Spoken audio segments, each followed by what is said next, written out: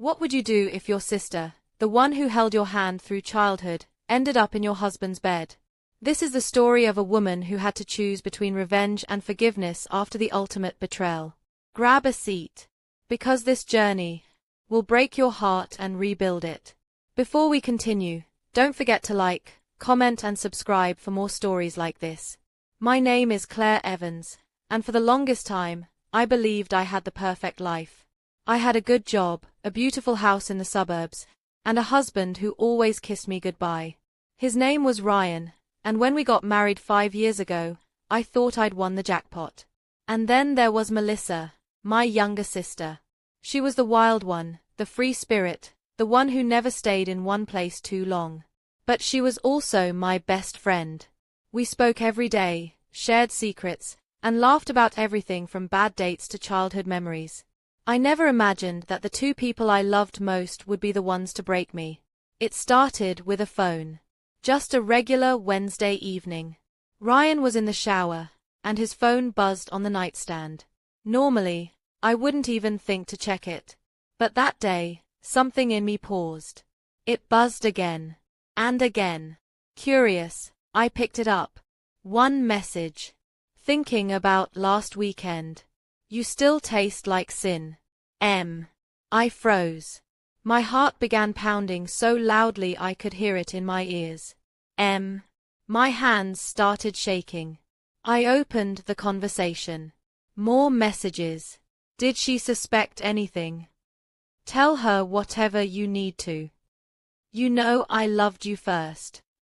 I dropped the phone like it burned me. No. Ryan stepped out of the bathroom, a towel wrapped around his waist, rubbing his wet hair. Hey babe, he said casually, not seeing my face. What's for? I held up the phone. He stopped mid-sentence. His eyes locked on the screen. Then on me. He didn't deny it. Didn't lie. He just closed his eyes and said softly, Claire, I'm so sorry. Later that night, I sat on the kitchen floor, hugging my knees. Tears wouldn't come. I was too numb. Melissa.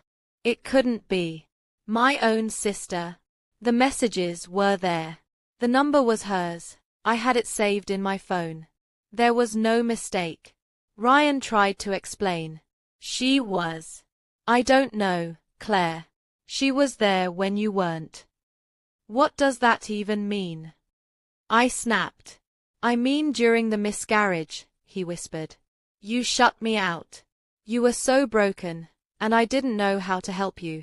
Melissa, she listened. My voice broke. So you slept with her? He looked down. It was one time. I swear. I hated myself after. But she kept texting. I didn't want to hurt you. I laughed bitterly. Too late. That night I stared at the ceiling, remembering all the times Melissa had come over. All the times she hugged me, told me I was strong, helped me clean the house, brought food. All while sleeping with my husband. The next day, I couldn't work. I couldn't eat. I just sat on the porch swing, rocking back and forth, trying to make sense of everything. That's when the memories came. We weren't always like this. Growing up, Melissa and I were close. Our father was strict, cold, and impossible to please. Our mother was soft-spoken, always trying to keep peace. When he yelled, Melissa and I would hide under the bed and hold hands. I'll protect you, I remember telling her once. She looked at me with big, teary eyes and whispered, Promise. Promise, I said. But things changed in high school. Melissa was always beautiful. Long lashes, wavy brown hair, a smile that made boys forget their own names. I was the smart one. The one who got awards, who teachers praised. People compared us constantly. Why can't you be more like Claire? My mom would say. Claire's always the favorite, Melissa once said in the kitchen, slamming a glass down. She gets everything. Boys. Grades. Attention.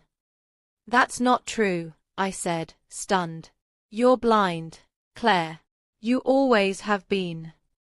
Back then, I thought she was just being dramatic. Now, I wasn't so sure. I called her that evening. She picked up on the third ring. "Claire," she said, cheerful like nothing was wrong. My voice was cold. "Come over. Now." There was silence on the other end. Then she said, "Okay." 30 minutes later, she walked into my house like she owned the place. Blonde hair in a messy bun, denim jacket, red lipstick, her usual bold self. She smiled. "Is this about?" I cut her off. "I know." She froze. "I saw the messages, Melissa. I saw everything." She blinked, trying to act confused. "Claire, wait."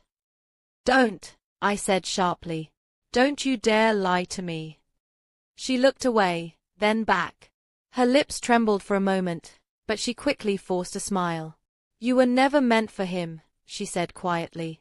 I felt like I'd been punched. "What? You and Ryan?" It was fake. He wanted someone who could laugh, who wasn't always so controlled. I slapped her. My hand stung, but it was nothing compared to the pain in my chest. Melissa touched her cheek, but didn't cry. "I'm not sorry," she said. "I loved him before you even met him. Then why pretend to be my sister?" I shouted. "Why come into my home? Hug me. Bring me soup while sleeping with my husband?" "Because I wanted to see if he'd choose me," she said bitterly. "If I could finally be first." I stared at her like I didn't even know her anymore. "You already took so much," I whispered. "And still, it wasn't enough." That night, I walked into the guest room and opened an old photo album. Melissa and I were kids in almost every picture, arms around each other, smiling wide, faces painted at a fair, building sandcastles, dancing in our old living room. Tears finally came. I cried so hard my chest hurt. Because it wasn't just about Ryan. It was about losing my sister. The next morning, I went to see my mom. She was gardening, hands deep in soil. When I told her, she didn't even look shocked. "I always worried this would happen," she said, wiping sweat from her forehead. "What do you mean?" She sighed. "Melissa has always been jealous of you. Even as a baby, if you got a toy, she'd scream until she got it too. She hated when people praised you. Why didn't you stop it?" She looked at me with tired eyes. "Because I was too busy trying to keep peace. Your father was hard enough. I didn't want to break your bond too." "Well, it's broken now," I said. My mother touched my arm. "You're stronger than this," she said. "Don't let her destroy you." That night, I lay in bed with Ryan sleeping on the couch downstairs. I thought about the miscarriage. About the baby we lost. I thought about how I shut him out. How Melissa swooped in. But that didn't excuse what they did. I turned on my side and whispered into the dark. She wasn't supposed to be the one to hurt me. The next morning, I asked Ryan to sit down with me. No distractions. No noise. Just the two of us and the mess between us. He looked tired. Maybe he hadn't slept. His eyes were red, and the coffee in his hand was shaking slightly. I didn't want coffee. I wanted answers. "Tell me everything," I said, arms crossed, voice firm. "All of it. Every single detail." He sighed and rubbed his temples. "Claire, I didn't mean for it to happen. I swear." "Then how did it?" I asked, my voice rising. "You don't just trip and fall into bed with my sister." He looked up, guilt written all over his face. "It started when we lost the baby." I swallowed hard. That word, lost, still felt like a blade. "You stopped talking to me," he continued. "You cried all night. Locked yourself in the bathroom. You wouldn't let me in. I didn't know what to do. So you slept with my sister." I snapped. "No," he said quickly. "Not right away.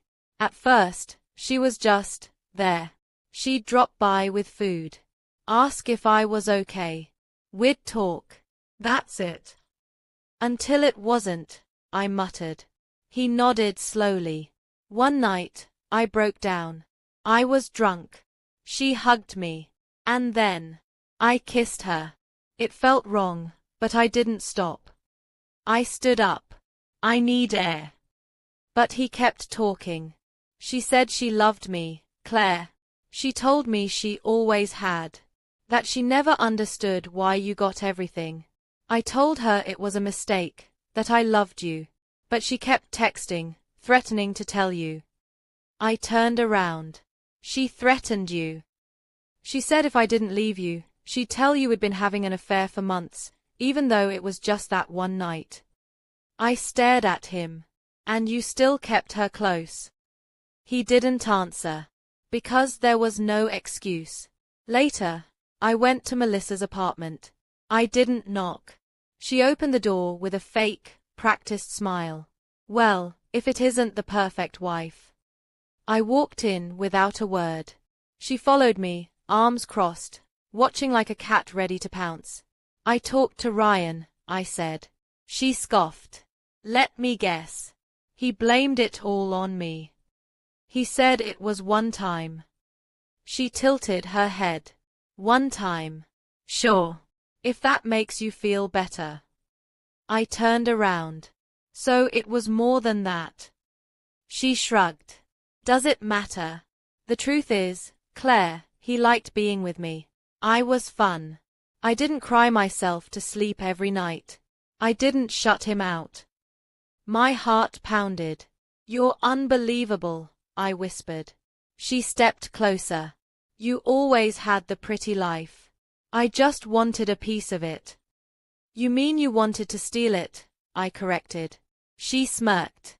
I didn't have to steal. He came willingly. I could have slapped her again. But this time, I didn't. I just looked at her and saw a person who was deeply empty. You know what? I said. You didn't win. You ruined something, yes. But you didn't take anything real. Because real love doesn't betray. For the first time, I saw a flicker in her eyes, something that looked like shame. But she quickly covered it with sarcasm. Whatever helps you sleep at night, Claire. I walked out. But her voice followed me down the hallway. He'll leave you one day. And when he does, maybe I'll still be here. I didn't look back. Back home, I opened Ryan's laptop. I needed more. More proof. More pieces to this painful puzzle. The guilt had made him sloppy. Emails. Chat logs. Even a voice recording. Melissa, you know she doesn't love you anymore. You're just her habit. She stays because she's scared to start over. Ryan, stop saying that. Melissa, just admit you want me. Just once. No one has to know. It wasn't one night. It was a series of lies. A game. And Melissa had been playing it for months.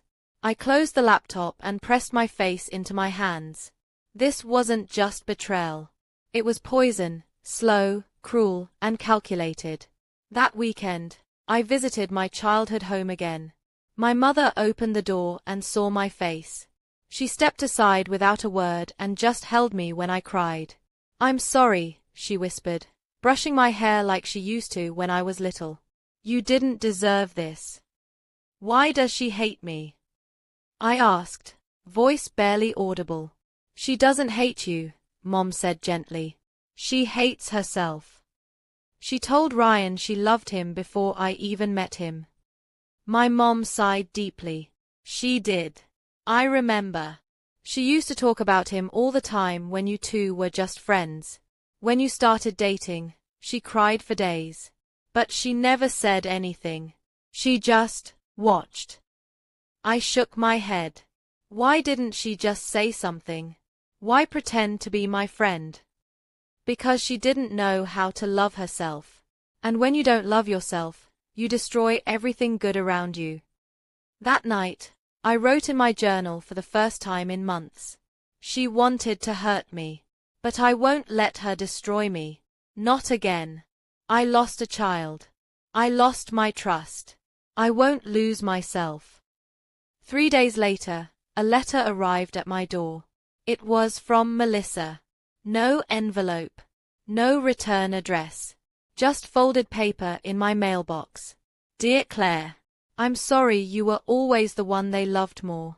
I hated how easy it looked for you. You had friends, beauty, ambition. I always felt like the shadow next to your light. I didn't plan to fall for Ryan. But I also didn't stop myself when I knew I should. It wasn't just about him. It was about hurting you. And that's the part I'll regret forever. Maybe one day, you'll forgive me. Maybe not. But if I disappear for a while, just know I'm not running from you. I'm running from the person I became. I'm sorry. Melissa. I read the letter twice. And for the first time since everything fell apart, I felt something other than anger. I felt pity. Not because she was weak, but because she never truly knew love. Not even from herself. I hadn't spoken to either of them in days. Ryan was still living in the house, but in the guest room now. We passed each other like ghosts in a hallway. No good mornings. No small talk. Just silence. He tried a few times. Claire, can we talk? Not now. Please. I want to fix this. There's nothing to fix, I said coldly. You broke it. But the truth was, I was broken too. Not just by what they did, but by how easily my world crumbled. That night, I sat on the bathroom floor. The same bathroom where I'd once cried over the baby we lost. The same place where I'd once felt the deepest pain of my life. Now I wasn't sure which pain hurt more. A tiny voice in my head whispered, "You weren't enough for him." Another voice followed, "You weren't even enough for your sister." I buried my face in my hands. I didn't know who I was anymore. The next day, I packed a small bag and drove to a hotel across town. Ryan called. I didn't answer. He sent a message. "I deserve the hate. But I still love you. If you walk away forever, I'll understand." I stared at the screen for a long time. Then I turned off my phone. I needed space. I needed peace. That evening, I sat by the hotel window and read Melissa's letter again. This time, I read it slower. Line by line. I'm sorry you were always the one they loved more. It wasn't just about him. It was about hurting you. My heart ached. Not for what she did, but for how deeply broken she must have been to do it. How long had she lived in my shadow? How long had she wanted to scream, "What about me?" 3 days later, there was a knock at my hotel door. I opened it, surprised. Ryan stood there. He looked defeated. His eyes sunken, shoulders heavy. "I'm not here to beg," he said softly. "I just need to say one thing." I didn't speak. I just stepped aside and let him in. He sat on the edge of the bed, wringing his hands. "I've been seeing a counselor," he began. "Not just for this. For everything. I've realized how much I've failed, not just you, but myself. I let my guilt make me weak." I leaned against the wall, arms folded. He continued, "What I did with Melissa was unforgivable. I don't expect anything from you. But I need you to know. I never stopped loving you. Not for a second." "Then why didn't you fight for me?" I asked, voice cracking. He looked up, eyes filled with regret. "Because I didn't think I deserved you anymore." I started therapy the next week. My first session, I sat across from a woman named Dr. Harris. She had kind eyes and a gentle voice. "Why are you here, Claire?" she asked. I stared at the floor. "Because I don't know who I am anymore." She nodded. "That's a good place to start." Week by week, I peeled back the layers of myself. I talked about the miscarriage. About how I blamed myself for the baby we lost. I talked about Melissa, how I always tried to protect her, even when she hurt me. How I was raised to be the strong one, while she was allowed to fall apart. Did anyone ever ask you how you were doing? Dr. Harris asked one day. I paused. No, I said. Everyone just assumed I was fine. And were you? I shook my head. I was drowning. One afternoon, I visited my mother again. She poured tea and sat with me in the garden. I've been seeing a therapist, I said. She looked surprised, then nodded. That's good. We all need help sometimes. I hesitated, then asked, did you ever feel like you failed us? She looked down at her tea. Yes, she whispered. More than once. You let Melissa believe I was the enemy, I said. You made me the strong one, the perfect one. But that made her feel like she was nothing. Tears welled in her eyes. I know, she said. I was trying to survive. Your father was cold, controlling. I thought if I could just keep the peace. But peace isn't pretending, I said gently. It's healing. And we never healed. She nodded slowly. You're right. I should have protected both of you. That night, I opened my laptop and typed a letter. Not to Melissa. To myself. You are not weak because you're hurting. You are not less because someone betrayed you. You are healing. And healing is messy, but it is brave. A few days later, I got a call from an unknown number. I let it go to voicemail. Later, I listened. Melissa's voice was quiet, shaky. Hey, it's me. I wanted to say thank you. For not destroying me. For not outing me to everyone. I wouldn't have blamed you if you did. I'm in rehab now. Trying to fix myself. I don't expect forgiveness. I just wanted you to know. I'm sorry. And I miss you. Even if you never speak to me again. For a long time, I sat there holding the phone. Melissa was broken. But maybe, for the first time in her life, she wanted to be whole. I went to bed that night and didn't cry. For once, I didn't feel like the victim. I felt like a woman who was rising again, piece by piece. I didn't plan to see Melissa again. Not after everything. But then I got a call from a social worker. She listed you as her emergency contact, the woman said. She collapsed during a therapy session. She's in the hospital now. I sat there holding my phone in silence. Emergency contact. Why would she name me? Maybe because I was still the only person she had left. I went to the hospital. I don't even know why. Part of me wanted closure. Part of me was still furious. And some part, deep, buried, just wanted to see my sister again. When I entered her room, she looked so small. Her skin pale. Her eyes sunken. Nothing like the confident woman who once walked into my home like she owned the world. Claire, she said, her voice dry and soft. I nodded. She blinked quickly. You came. I did, I said. I didn't think you would. I didn't either. She gave a weak laugh, then coughed. A nurse came in, adjusted her then left us alone. I'm not dying, Melissa said quickly. I mean, not yet. But my liver's failing. Years of drinking, I guess. Stress. Depression. All the things I tried to hide with red lipstick and sarcasm. I sat quietly in the chair beside her bed.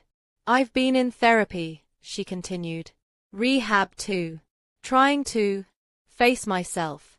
It's not easy. Good, I said. She looked at me. You're still angry. I have every right to be. She nodded. I know. I'm not here to ask for anything. I just want to say it out loud. I raised an eyebrow. Say what? The truth, she whispered. Everything. She told me everything. How she'd fallen in love with Ryan years ago, before I even introduced them properly. How she smiled and clapped at our wedding, even though it shattered her inside. I wanted to be happy for you, she said. But every time I saw you two together, it was like watching someone else live the life I wanted. Why didn't you say anything? I asked. Why didn't you just walk away? Because I was selfish, she said simply. I thought if I waited long enough, you'd break up, or he'd choose me. My jaw clenched. So you took advantage of the worst moment in my life, when I lost my baby, and used it to slip in. Tears filled her eyes.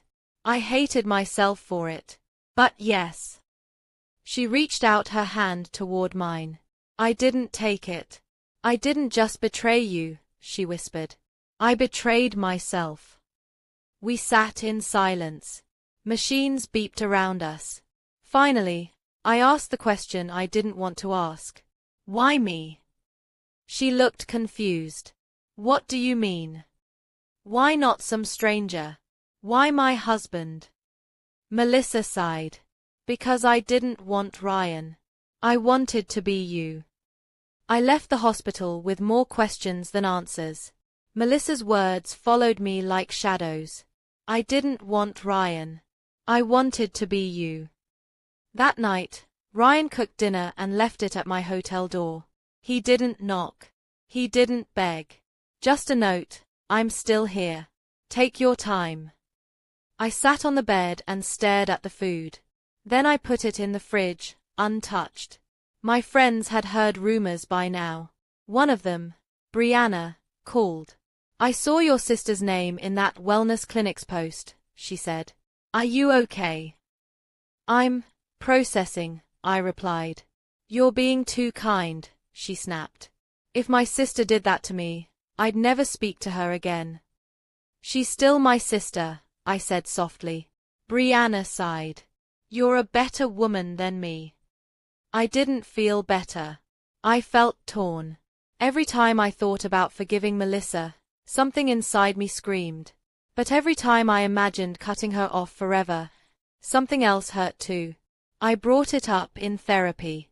I'm stuck, I told Dr. Harris. I don't know what's right anymore. She leaned forward.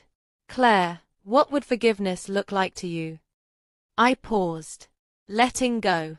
Not holding the hate. But also, not pretending things are okay. That's not weakness, she said. That's healing. A week later, I visited Melissa again. She was stronger this time. Sitting up. Smiling faintly. I brought her some books and warm socks. Not because she asked, but because I wanted to. When I handed her the bag, she looked up with tears in her eyes. I don't deserve you, she whispered. No, I said. You don't. She lowered her gaze. But I'm giving you grace anyway, I added. Not for you. For me. She nodded slowly. I won't ask for a place in your life again, she said. I just want you to be happy. Later that night, Ryan called. I want us back, he said. I know we'll have to rebuild. But I'll do whatever it takes. I was quiet. Claire? You still there? I am, I said. But I'm not the same woman anymore, Ryan. And I don't know if we can go back to what we were. I don't want to go back, he said. I want to move forward, with you. Even if I choose to keep Melissa in my life. I asked. There was a long pause. Then he said, I'm not sure I can forgive her like you did. I sat in the silence after he hung up. 2 people had broken me, but only one had tried to piece me back together. Ryan called again the next morning. I let it ring. My heart was exhausted. Every conversation felt like a war, between the version of me that wanted to start over and the version that didn't want to be hurt again. So I did something unexpected. I turned off my phone and drove. Not to the hospital. Not to Ryan's place. I drove to the lake my dad used to take us when we were kids. The place where Melissa and I used to run barefoot through the grass. Where we once carved our names into an old tree that still stood near the dock. I sat on the bench, pulled out my journal, and wrote 2 letters. The first was for Ryan. Ryan, I loved you once. Deeply. Fiercely. And maybe part of me still does. But love isn't always enough. It requires loyalty. It requires truth. You broke me in a moment when I was already in pieces. And while I appreciate the effort now, I can't rebuild something that lived on cracks. This is not hate. It's peace. Goodbye, Claire. The second was for Melissa. Melissa, I don't forgive what you did. I forgive who you were. The little girl hiding under the bed with me. The teenager who wanted love and never felt enough. The woman who saw herself as a shadow beside me. You are not my enemy. But you're also not someone I can let too close again. So here is my truth. I forgive you. I release the weight. I want better for you. But this is where we part ways. Take care of your heart. Claire. I folded both letters, drove home, and mailed them. One to a man I used to call my soulmate. One to the sister who burned our bond but helped me see who I really was. Then I stood in front of my mirror. I didn't cry. I didn't feel weak. For the first time in months, I felt whole. 6 months passed. The seasons changed. So did I. I moved into a small townhouse on the edge of the city. Nothing fancy. Just mine. I started a podcast for women healing from betrayal. It was raw, honest, sometimes messy, but it helped people. And it helped me. I joined a book club. I traveled solo. I planted sunflowers on my balcony. I even laughed again, like, truly laughed.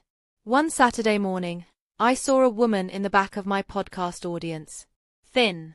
Pale. Wearing a cap over her shaved head. It was Melissa. She didn't speak. She didn't wave. She just listened with tears in her eyes. When the episode ended, she stood to leave. Our eyes met. I nodded. She nodded back. That was all. And it was enough. Some people think forgiveness means forgetting. But I don't. Forgiveness, for me, means this. I remember everything. But I no longer carry it with anger. I wake up now and make my own coffee. I sit on my own couch. And I smile at my own peace. Because even though I lost a husband, even though my sister poisoned my marriage, I found myself. And I finally chose me. Would you forgive your sister after something like this? Or would you cut her off forever? Let's talk in the comments. And if this story moved you, please share it, subscribe, and stick around, because more powerful stories like this are coming your way.